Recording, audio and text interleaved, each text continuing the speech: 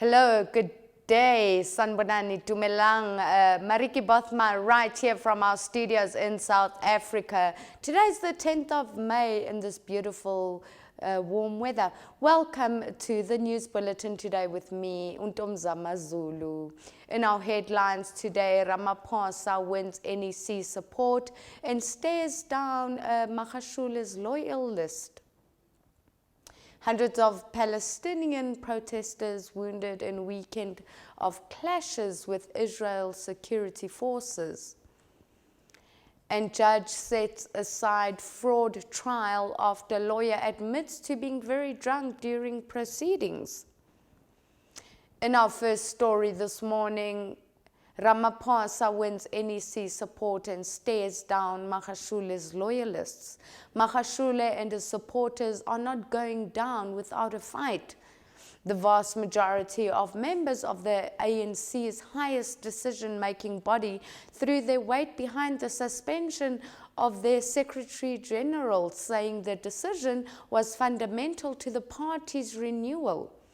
Ace Magashule was suspended last week as he faces corruption charges over a contract to audit homes with asbestos roofs when he was Premier of the Free State, in what has been widely hailed as a victory for President Cyril Ramaphosa's reformed agenda. In our next story, in Johannesburg, a lawyer faces sanctions from the Legal Practice Council for representing a fraud case accused client while admitting to being very drunk. Judge Francis Kganyago has ruled at the Polokwane High Court that the Legal Practice Council should probe the conduct and behavior of the lawyer he named at Miss Maloko in his scathing judgment. Not only was Maloko in a drunk stupor during magistrate court proceedings on the 1st of December 2020, she also admitted that she did not know what she was doing in court because she was a conveyancer and not a crime lawyer. Judge Kganyago's judgment followed a special application by the magistrate to have the fraud trial that started last August reviewed and set aside. The magistrate wanted the trial to start afresh on grounds that Maloko's client was poorly represented. This amounted to a breach of the client's right to a fair trial. In our next story, family of a woman allegedly shot dead by boyfriend says they failed her. In Pretoria, the family of a Limpopo woman who was shot dead allegedly by her boyfriend have blamed themselves for her death, saying they ignored her warnings and pleas for help.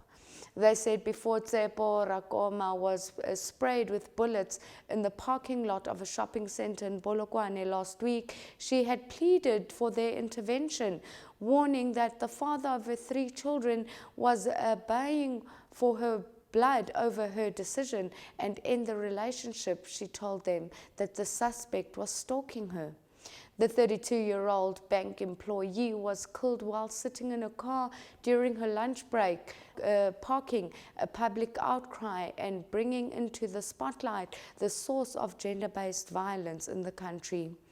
Yesterday, Rakoma's sister Tebogo and her aunt Aleta Lepalala said the deceased have given them several warnings days before she was brutally murdered, that her life was in danger because her taxi driver boyfriend of 8 years had become increasingly abusive.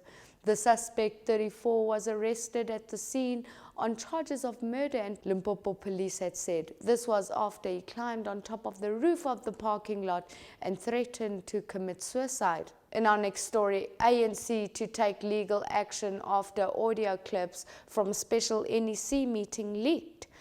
The ANC is set to take legal action against members who are allegedly responsible for the leaking clips of their special National Executive Committee meeting on Saturday to the media.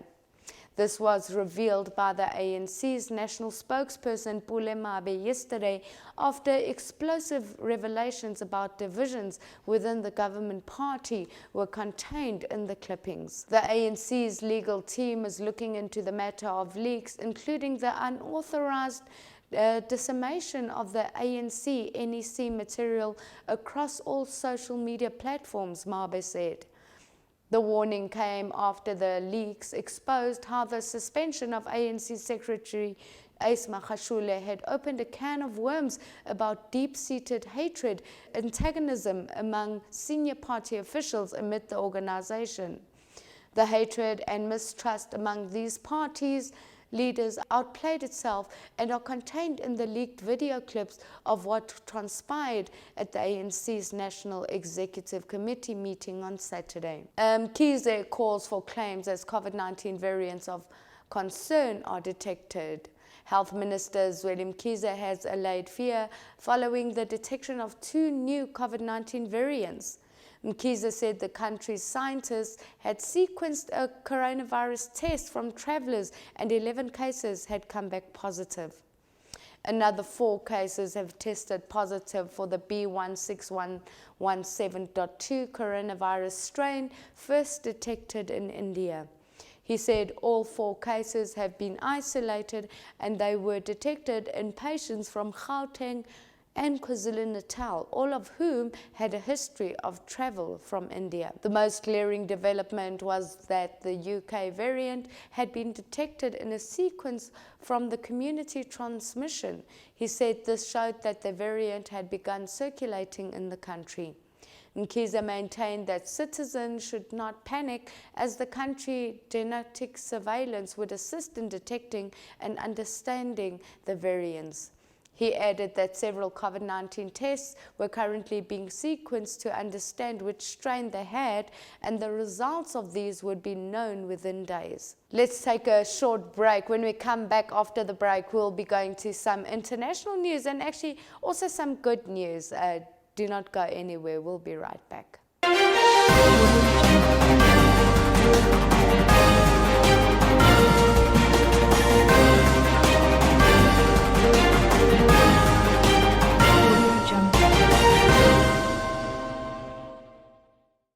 Welcome back to the news right here with me, Marietjie Bothma and Domzama Zulu from our offices in South Africa. In international news now today, terror-linked ruled out after 4 stabbed in New Zealand supermarket. Wellington, New Zealand, a knife-wielding attacker stabbed 4 people in New Zealand supermarket on Monday, critically injuring 3, but Premier Minister Jacinda said it appeared that the rampage was not terror-related.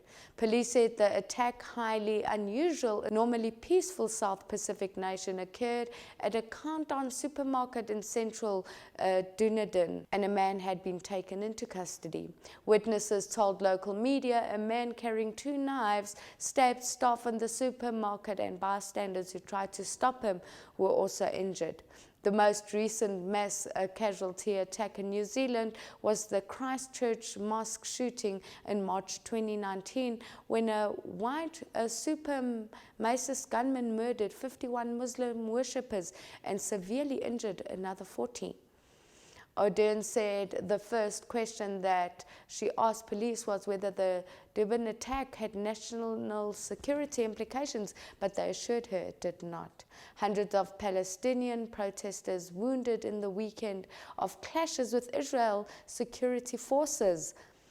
Jerusalem, hundreds of Palestinian protesters were wounded in a weekend of clashes with the Israeli security forces as a key court hearing on a Flashpoint property dispute was postponed. The area around the revered Al-Aqsa Mosque had seen several nights of violence, the worst since 2017, fueled by a years-long bid by Jewish settlers to take over nearby Palestinian homes. Ahead of the weekly cabinet meeting, Prime Minister Benjamin Netanyahu warned that Israel would decisively and responsibly impose law and order in Jerusalem. Dozens injured in Jerusalem violence. At least 80 people were injured in Jerusalem on Saturday night as police clashed with Palestinian youth. Amid growing international calls for de-escalation, Tunisia said the UN Security Council was to hold a closed-door meeting Monday as its request on the violence. Some 121 Palestinians were wounded in the Saturday's overnight clashes, many hit by rubber bullets and stun grenades. Israel police said 17 of its officers were also wounded. The previous night, more than 220 people, again mostly Palestinians, were hurt as police stormed Al-Aqsa Mosque, saying Palestinians had thrown rocks and fireworks at officers. Well, that is all we have for you for today in our news headlines. Do follow us on Facebook and also on our all our social media links, and do follow us at Non-Full-Flicks as well, and right here in South Africa. This is Marietjie Bothma and Ntomza Mazulu, Zindli Ntomza KZN, saying goodbye and God bless until next time.